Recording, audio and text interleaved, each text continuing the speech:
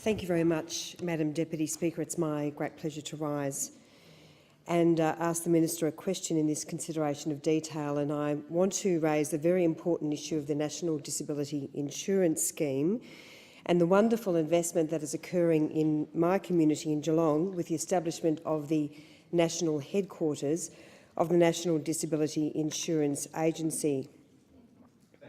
As Corangamite constituents would know, construction of the national headquarters is just about to begin.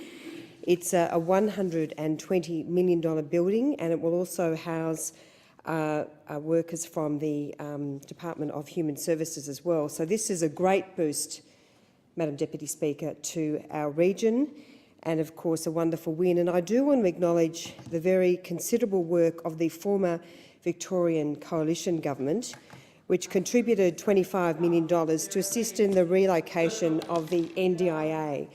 And I think, I do take issue with the interjection from the member opposite, because it was while of course, Madam Deputy Speaker, please do not interject.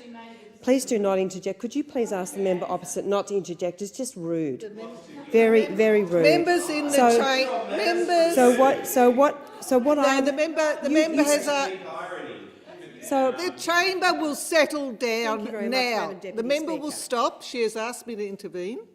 Normally in this chamber there is some allowance for interjection across. If it's getting too noisy, I don't like interrupting speakers. I would rather wait till the end to make the point.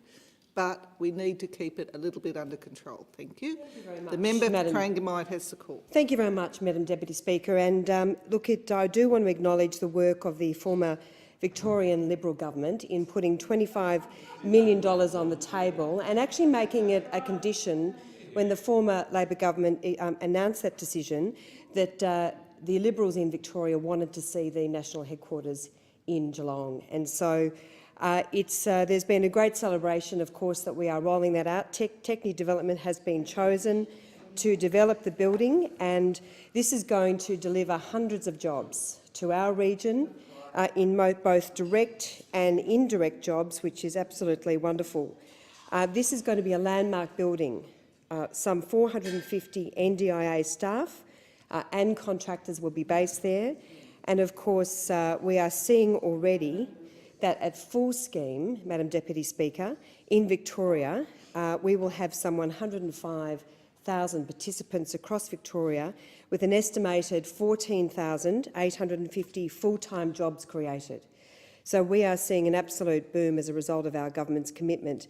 I am a passionate supporter of the National Disability Insurance Scheme, which is supporting already nearly 3,000 participants in Corangamite. And I do want to acknowledge the work of Barwon Child, Youth and Family. It was recently awarded a $4.3 million contract to support the rollout of the NDIS across the Barwon region. BCYF will draw on its early childhood knowledge to help determine appropriate supports for children aged from newborn up until 6 with developmental delay or disability. So that's a great win for Barwon Child, Youth and Family. They're based both in Geelong and also in Colac. And so that's just a really good recent example of the way in which local agencies are working to support the rollout of the NDIS.